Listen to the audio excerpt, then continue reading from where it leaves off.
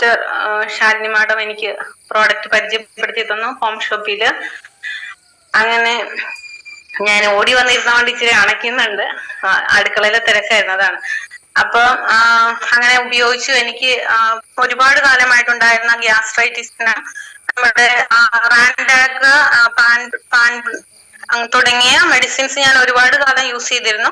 അതിൽ നിന്നൊന്നും കിട്ടാത്തൊരു റിലീഫാണ് ഇമ്യൂണോ3+, ലിവാഗൈൻ തുടങ്ങിയ മെഡിസിൻസ് യൂസ് ചെയ്ത് തുടങ്ങിയ നമ്മുടെ പ്രോഡക്റ്റുകൾ യൂസ് ചെയ്തപ്പോ കിട്ടിയത്.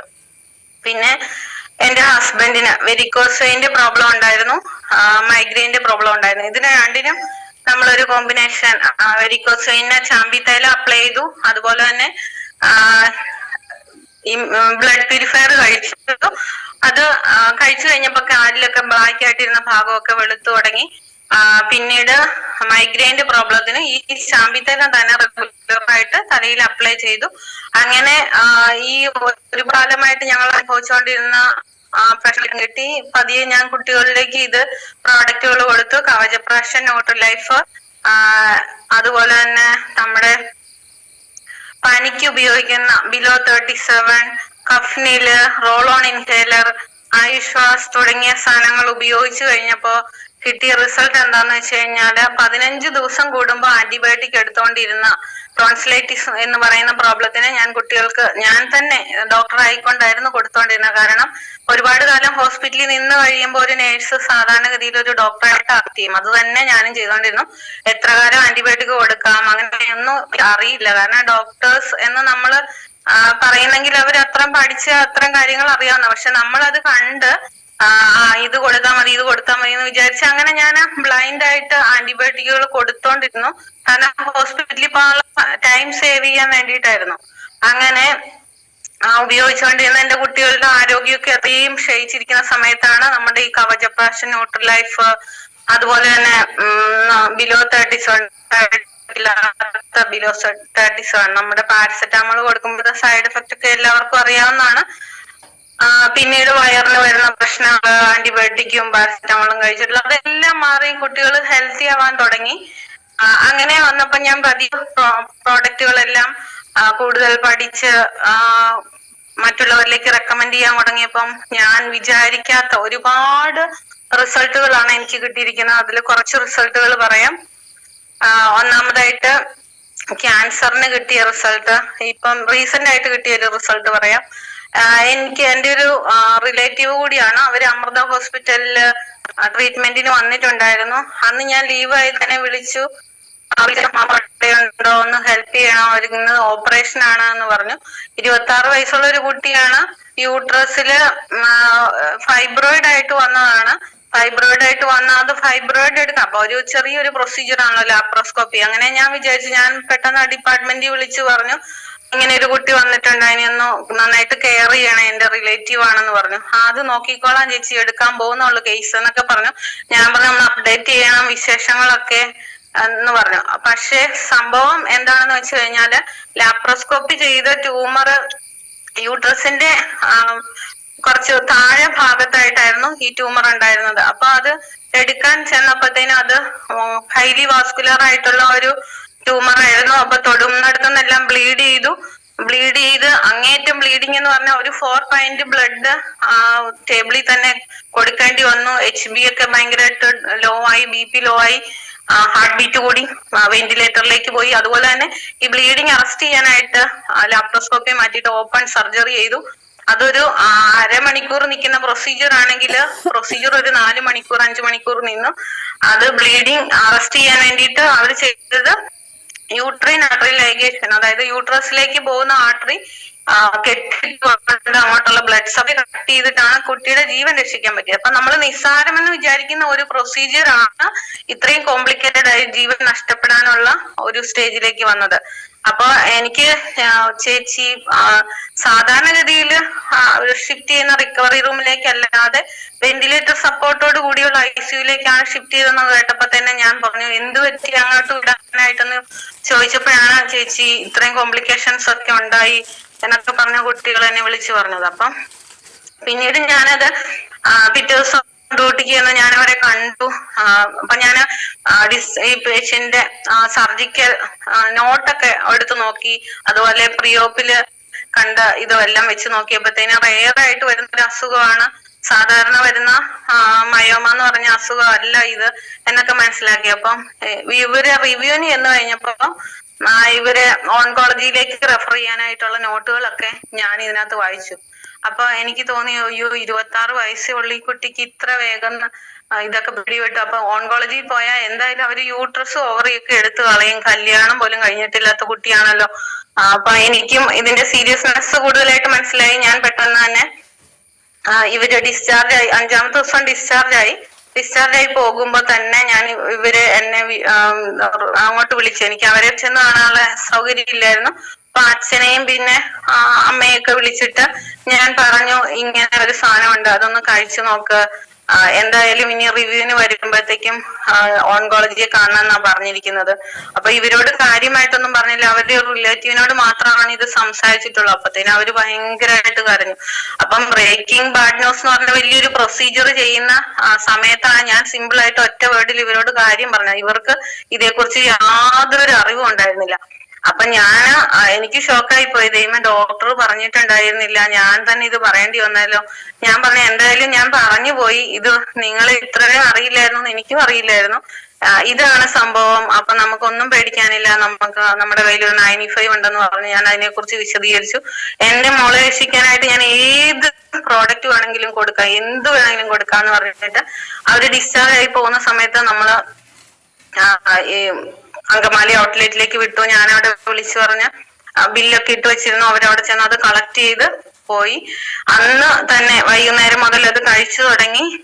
ഒരു 15 ദിവസം കഴിഞ്ഞപ്പോ അവര് തിരിച്ച് റിവ്യൂവിന് വന്ന് ഇരുന്നത്. ഈ കുട്ടിക്കൊന്നും അറിയില്ലായിരുന്നു ഇതിന്റെ ഇപ്പോഴത്തെ ഡിസീസ് കണ്ടീഷൻ എത്ര സിവിയർ ആണെന്നുള്ളത്. തിരിച്ചു വന്നു കഴിഞ്ഞപ്പോ നേരെ ഗൈനക്കോളജിക്കൽ ഓൺകോളജി എന്ന് പറഞ്ഞിട്ടുള്ള ഒരു ഡിപ്പാർട്ട്മെന്റിലേക്ക് ഇവരെ വിട്ടു കഴിഞ്ഞപ്പോഴത്തേക്കും അവര് കൊച്ചു ഷോക്കായി പോയി ഇത് കണ്ടപ്പോ. എന്നിട്ട് ആകെ ഡിപ്രഷനായി. തിരിച്ചു വീട്ടിൽ പോയി കഴിഞ്ഞപ്പോഴത്തേനും കുട്ടി പറഞ്ഞു, എന്റെ കാര്യം ഇനി ഞാൻ നോക്കിക്കോളാം, ആരും എന്നെ കുറിച്ച് അങ്ങനെ വെറീഡ് ആവണ്ട, അതായത് എനിക്കിനി ഒരു ട്രീറ്റ്മെന്റും വേണ്ട, ഞാൻ ഇനി ഒരു ടെസ്റ്റിനും അവര് MRI പെറ്റ് CT അങ്ങനെ തുടങ്ങിയ ടെസ്റ്റുകളൊക്കെ ചെയ്യാനാണ് സജസ്റ്റ് ചെയ്തത്. അതൊന്നും ഇനി ഞാൻ ചെയ്യുന്നില്ല എന്ന് പറഞ്ഞപ്പോ ഇവർക്ക് ആകെ പേടിയായി. എന്നെ വിളിച്ചു പറഞ്ഞു, എനിക്ക് തോന്നുന്നത് കുട്ടി എന്ത് ചെയ്യുമെന്നാണ്, കാരണം ഒന്നും അനുസരിക്കുന്നില്ല. പിന്നെ ഞാൻ ഫോണിൽ വിളിച്ചിട്ട് പറഞ്ഞു, അവൻ പേടിക്കാനില്ല, ഇതൊക്കെ അങ്ങ് കഴിക്കുക, എന്തായാലും സ്കാനിങ് ഒക്കെ ചെയ്യട്ടെ, ചെയ്ത് കഴിയുമ്പോഴത്തേക്കും നമുക്കറിയാലോ എത്രത്തോളം ഉണ്ട്, ഒന്നും പേടിക്കാനില്ല എന്നൊക്കെ പറഞ്ഞു. പക്ഷെ എനിക്ക് ഒരു ഞാൻ പറഞ്ഞെങ്കിലും പിന്നീട് റിവ്യൂവിന് വരുമ്പോ, പിന്നീട് സ്കാനിങ്ങിന് വരുമ്പോ ഇവര് വന്നു. ആ കുട്ടി അത്രയും ആർക്കോ വേണ്ടി എന്നുള്ള പോലെ സ്കാനിങ് ചെയ്തു. സ്കാനിങ്ങിന്റെ റിപ്പോർട്ട് പിറ്റേ ദിവസം തന്നെ സിസ്റ്റത്തിൽ ഇട്ടിരുന്നു. ഇവരോട് പറഞ്ഞു കുറച്ചു ദിവസം എടുക്കും, എന്നിട്ട് വന്നാൽ മതി എന്ന് പറഞ്ഞു. റിപ്പോർട്ട് വരുമ്പോ ഞാൻ റിപ്പോർട്ട് നോക്കിയപ്പോ എനിക്ക് പോലും വിശ്വസിക്കാൻ പറ്റിയില്ല. അത് സർജറി ചെയ്തിട്ട് പാർട്ട് മുഴുവനായിട്ട് എടുക്കാൻ പറ്റിയിട്ടുണ്ടായില്ല. കാരണം രക്തത്തിന്റെയും ബ്ലഡിന്റെയും വരുന്ന ഭാഗത്താണ് ഏറ്റവും വന്നത്. ഇത്രയും വാസ്കുലാരിറ്റി ഉള്ള ഒരു പോർഷനും ഉള്ള ഒരു ട്യൂമറും ഒക്കെ ആയതുകൊണ്ട് ഇത് സ്ഥിതി ചെയ്യുന്ന സ്ഥലവും അത്രയും ഇതായതുകൊണ്ട് അവർക്ക് എടുക്കാൻ പറ്റിയിട്ടുണ്ടായില്ല. പക്ഷെ ഈ റിസൾട്ട് ഒന്നും ഇങ്ങനെ റിമൈനിങ് ആയിട്ടുള്ള എന്തെങ്കിലും ട്യൂമറുകളോ അതുപോലെ തന്നെ വേറെ എങ്ങോട്ടെങ്കിലും സ്പ്രെഡ് ആയിട്ടുള്ളതോ അതുപോലെ ക്യാൻസറിന്റെ യാതൊരു ലക്ഷണവും ഇല്ലാത്ത ഒരു റിസൾട്ട് വന്നു. അപ്പം എല്ലാ സ്ഥലവും നോർമൽ. ഞാൻ അപ്പൊ തന്നെ റിസൾട്ട് അവർക്ക് ഇട്ട് കൊടുത്തിട്ടാണ്.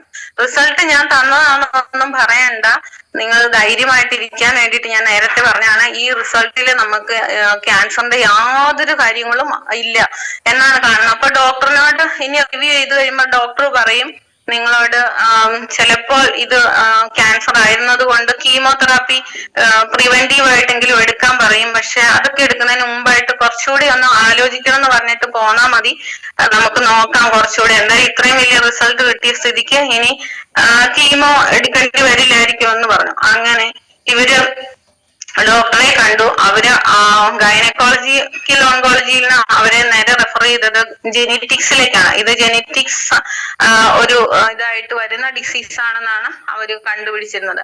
അവിടെ ചെന്നു. ഇവർക്ക് ഗൈനക്കോളജിക്കൽ ഓങ്കോളജി ഡിപ്പാർട്ട്മെന്റിൽ അവർക്ക് ഒന്നും ചെയ്യാനില്ല എന്നാ പറഞ്ഞത്. കാരണം ഒന്നും ചെയ്യേണ്ട ആവശ്യമില്ല.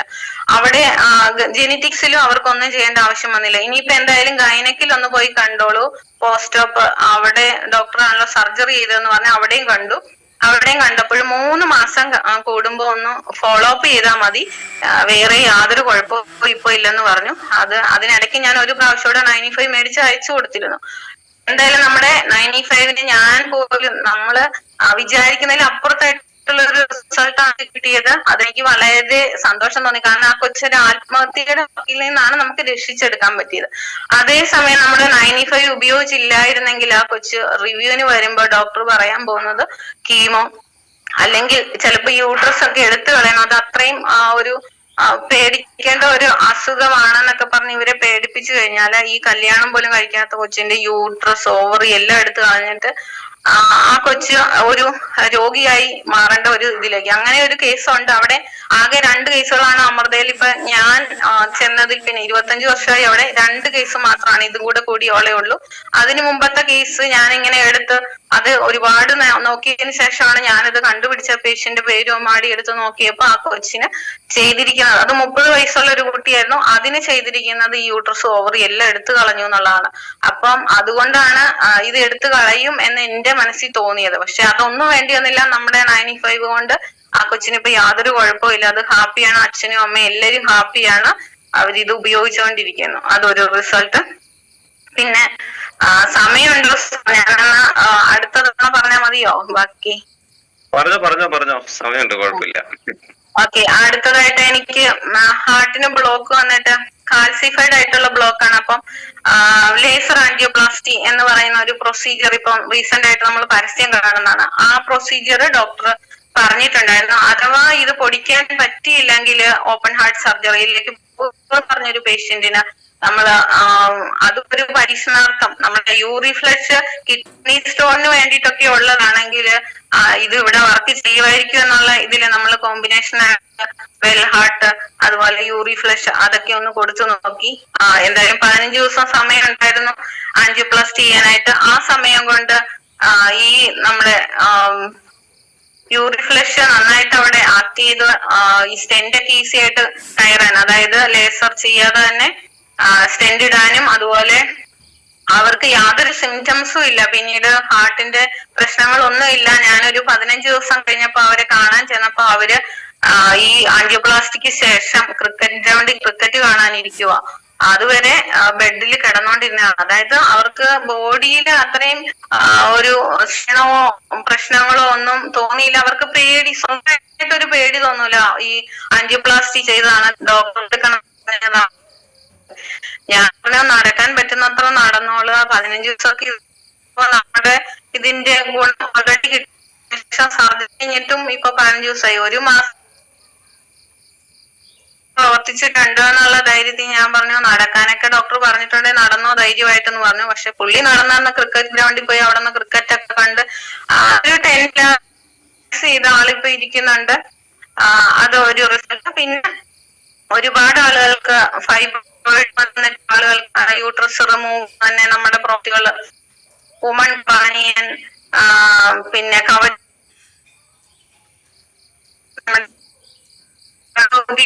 അങ്ങനെ ഒരുപാട് റിസൾട്ട് എല്ലാം കിട്ടിയിട്ടുണ്ട് സാർ. അപ്പൊ ഇത്രയും വലിയ